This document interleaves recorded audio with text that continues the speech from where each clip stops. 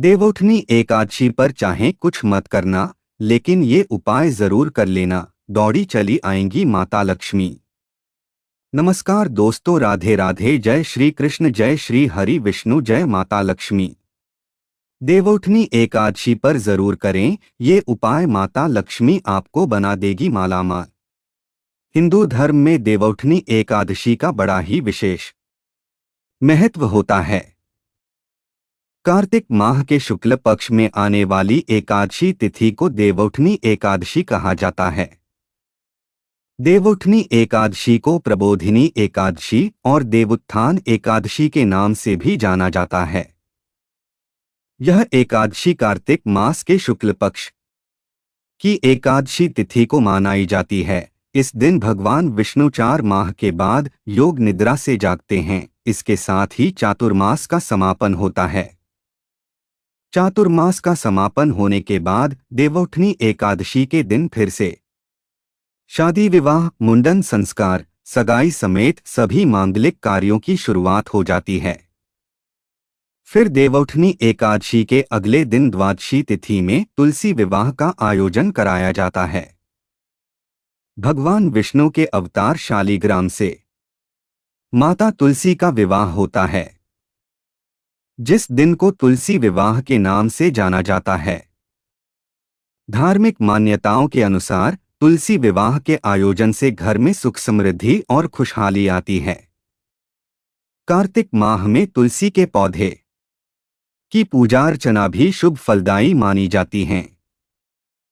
धार्मिक मान्यता है कि सभी एकादशियों में सर्वश्रेष्ठ मानी जाने वाली इस देवउठनी एकादशी का व्रत करने वालों को अक्षय पुण्य, स्वर्ग और बैकुंठ की प्राप्ति होती है। भगवान श्री हरि विष्णु जी की कृपा से साधक को हर तरह के सुख की प्राप्ति होती है। उसके जीवन में कभी भी किसी भी तरह की समस्या नहीं आती है। हालांकि आपको देवउठनी एकादशी के दिन कुछ बातों का ध्यान रखना भी बेहद जरूरी होता है। शास्त्रों में कुछ ऐसे नियमों का वर्णन किया गया है जिन नियमों का पालन हर व्यक्ति को देवउठनी एकादशी के दिन करना चाहिए। अगर आप इन नियमों का पालन नहीं करते हैं तो भगवान श्री हरि विष्णु जी आपसे रुष्ट हो सकते हैं और आपको शुभ परिणाम की जगह गंभीर परिणाम देखने को मिल सकते हैं। आपका जीवन दुर्भाग्य में बदल सकता है। इसके अलावा शास्त्रों में कुछ ऐसे उपायों का वर्णन भी किया गया है जिन उपायों को देवउठनी एकादशी के दिन करने से साधक को माता लक्ष्मी और भगवान श्री हरि विष्णु की असीम कृपा प्राप्त होती है। उसके जीवन में किसी भी तरह की समस्या नहीं आती है। माता लक्ष्मी की कृपा से उसके अन्न धन के भंडार भर जाते हैं। साथ ही रुके हुए कार्य भी बिना किसी अड़चन के तुरंत पूर्ण हो जाते हैं और उसको हर एक कार्य में सफलता हासिल होती है। इस वीडियो के माध्यम से मैं आप सभी को बताऊंगा कि इस बार साल 2024 में देवउठनी एकादशी कब है, देवउठनी एकादशी की पूजा विधि क्या है और इस दिन का महत्व क्या है। इसके अलावा देवउठनी एकादशी पर कौन से उपाय करने से माता लक्ष्मी की कृपा से सुख संपत्ति और धन ऐश्वर्य की प्राप्ति होती है। इस वीडियो में आपको देवउठनी एकादशी के बारे में संपूर्ण जानकारी मिलेगी। इस वीडियो को देखने के बाद आपको कोई और वीडियो देखने की जरूरत नहीं पड़ेगी। लेकिन उससे पहले अगर आप भी चाहते हैं कि जगत के पालनहार भगवान श्री हरि विष्णु जी का आशीर्वाद आप पर और आपके परिवार पर सदैव बना रहे तो इस वीडियो को लाइक करें और चैनल को सब्सक्राइब कर ले और कमेंट बॉक्स में सच्चे दिल से जय श्री हरि विष्णु लिखकर अपनी हाजिरी जरूर लगाएं। तो चलिए दोस्तों, सबसे पहले जानते हैं कि इस बार साल 2024 में देवउठनी एकादशी कब है। तो दोस्तों, हिंदू पंचांग के अनुसार इस साल 2024 में कार्तिक मास की शुक्ल पक्ष की एकादशी तिथि की शुरुआत 11 नवंबर 2024 की शाम 6:46 पर होगी। वहीं इस तिथि का समापन 12 नवंबर 2024 को शाम 4:04 पर होगा। ऐसे में उद्या तिथि के अनुसार देवउठनी एकादशी का व्रत मंगलवार 12 नवंबर को रखा जाएगा।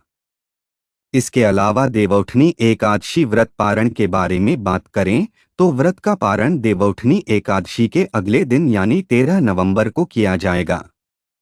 ऐसे में देवउठनी एकादशी का पारण 13 नवंबर की सुबह 6:42 से 8:51 के बीच किया जाएगा। साथ ही दोस्तों, इस बार देवउठनी एकादशी पर कई संयोग भी बन रहे हैं। देवउठनी एकादशी के दिन सुबह 7:10 तक हर्षण योग का निर्माण हो रहा है। वहीं वज्र योग पूरे दिन रहेगा।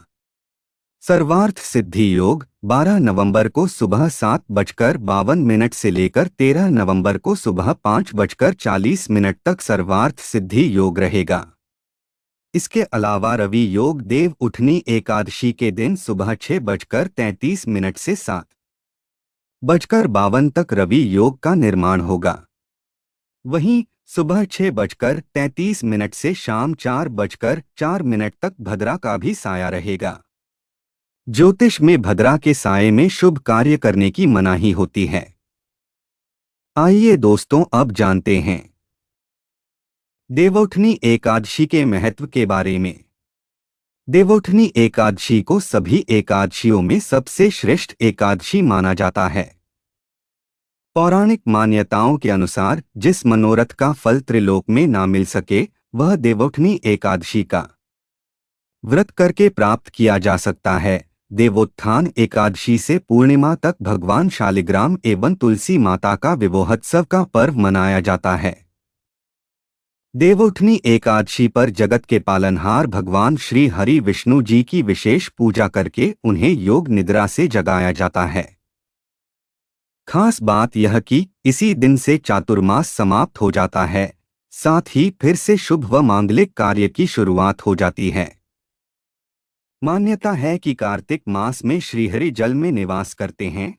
ऐसे में इस दौरान गंगा जल का पूजा में प्रयोग और उसका सेवन करना अत्यंत ही शुभ माना गया है। इस दिन शालिग्राम के साथ माता तुलसी का विवाह होता है और इस दिन तुलसी पूजा का विशेष महत्व होता है। इस दिन तुलसी और शालिग्राम की पूजा करने से पितृदोष का शमन होता है। इसके अलावा देवउठनी एकादशी व्रत करने से व्यक्ति की कुंडली में चंद्रमा की स्थिति मजबूत होती है। तो दोस्तों, ये था देवउठनी एकादशी का महत्व। चलिए अब जानते हैं देवउठनी एकादशी की पूजा विधि के बारे में। देवउठनी एकादशी के पवित्र दिन पर सुबह ब्रह्मा मुहूर्त में उठकर स्नान करना चाहिए और भगवान विष्णु के व्रत का संकल्प लें। उसके बाद मंदिर की साफ सफाई करें और भगवान विष्णु, धन की देवी माता लक्ष्मी का स्मरण करें। फिर भगवान को पंचामृत से स्नान कराएं, साथ ही हल्दी या गोपी चंदन का तिलक लगाएं। उसके बाद भगवान विष्णु को पीले फूलों की माला, मिठाई, फल और तुलसी के पत्ते चढ़ाएं। भगवान विष्णु के ओम नमो भगवते वासुदेवाय या कोई अन्य मंत्र जपें, विष्णु सहस्त्रनाम का पाठ करें और आरती गाएं। पूरे दिन व्रत का पालन करने के बाद रात में भगवान का भजन कीर्तन करते हुए जागरण करें। उसके बाद सुबह पूजा पाठ के बाद व्रत पारण कर ले।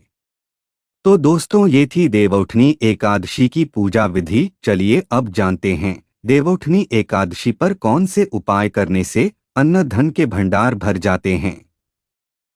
नंबर 1, 1 चुटकी हल्दी। देवउठनी एकादशी के दिन भगवान विष्णु का आशीर्वाद पाने के लिए नहाने के पानी में 1 चुटकी हल्दी डालकर स्नान करें और उसके बाद पीले रंग के वस्त्र पहनें। ऐसा करने से साधक पर भगवान विष्णु की कृपा बनी रहती है। उसके जीवन से सभी तरह की समस्या दूर हो जाती है। नंबर 2, गोमती चक्र का उपाय। देवउठनी एकादशी पर गोमती चक्र का भी विशेष उपाय किया जा सकता है। विवाह में आ रही बाधाओं को दूर करने के लिए गोमती चक्र को अपने पूजा स्थल में स्थापित करें और उसकी विधि विधान से और श्रद्धा पूर्वक पूजा करें। इससे घर में सुख शांति और समृद्धि बनी रहती है और विवाह में आ रही रुकावटें दूर होती हैं। नंबर 3, विष्णु सहस्रनाम का पाठ करें। देवोठनी एकादशी पर विष्णु सहस्रनाम का पाठ करना शुभ फलदायक होता है।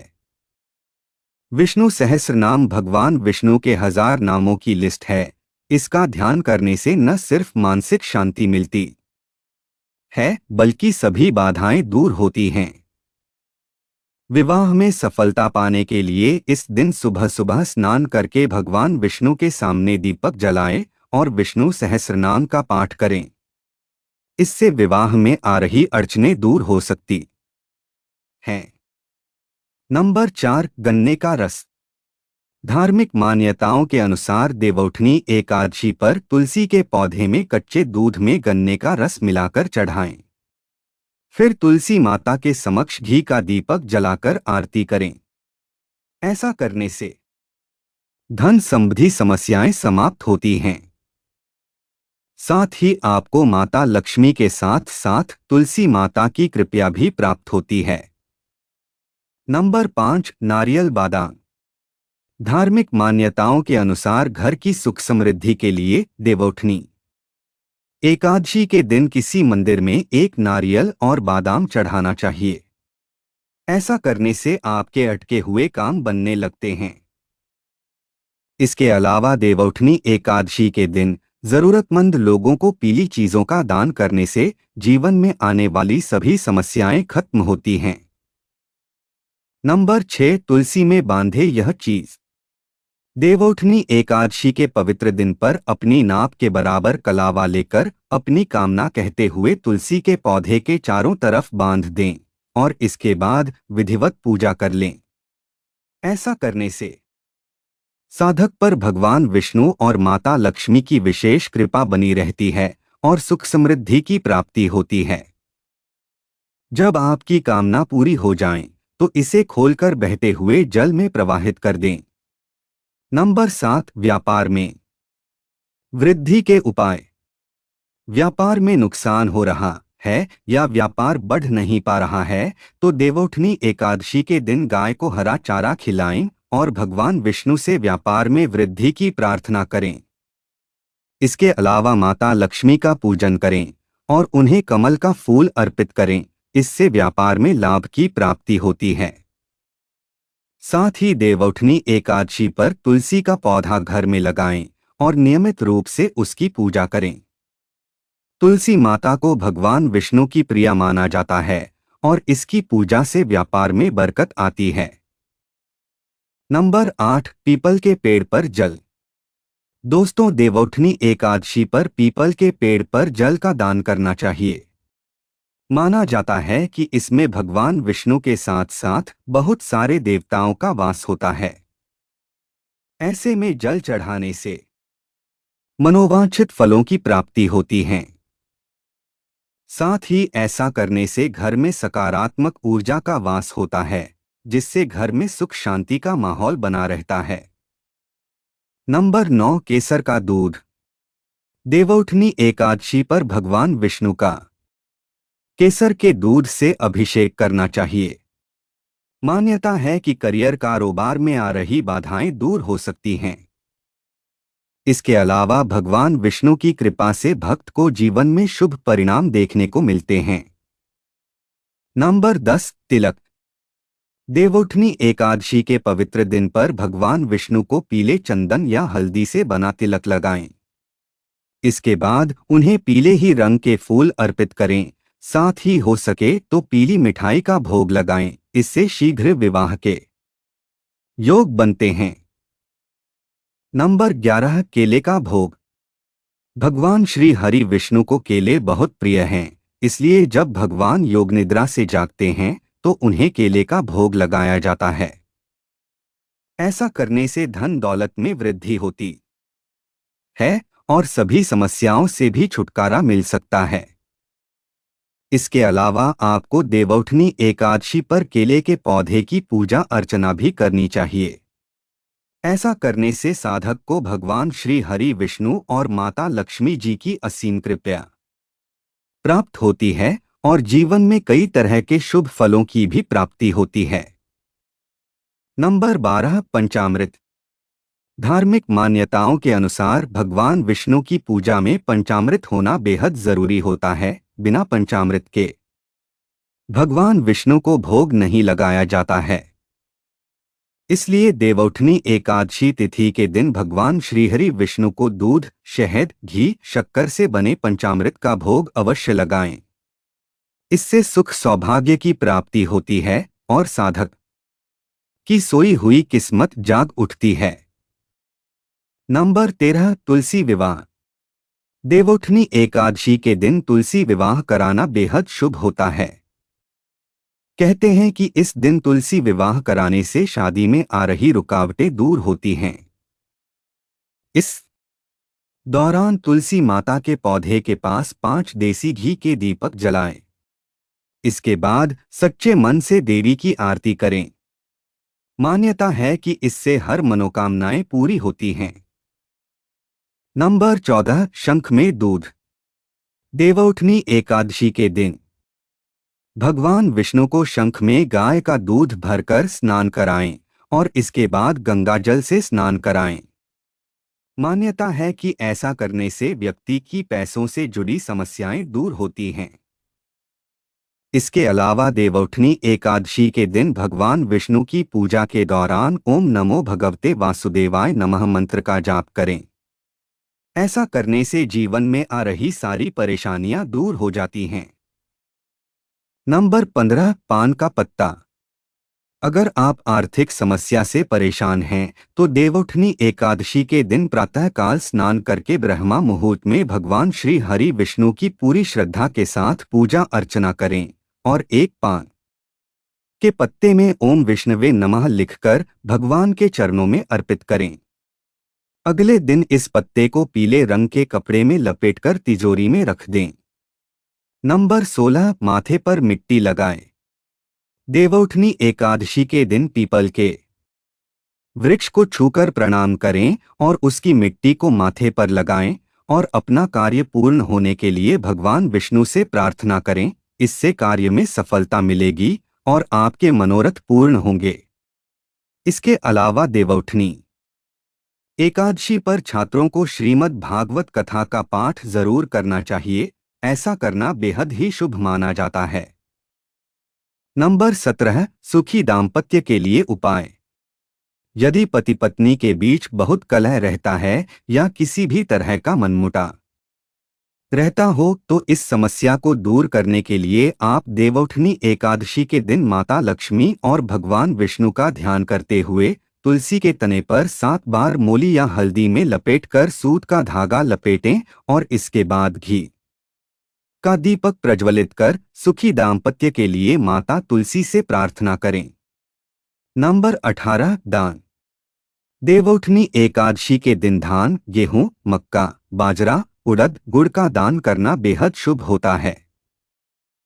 इसके अलावा इस दिन कपड़ों का भी दान किया जाता है। देवउठनी एकादशी के दिन पीले वस्त्र आप दान कर सकते हैं।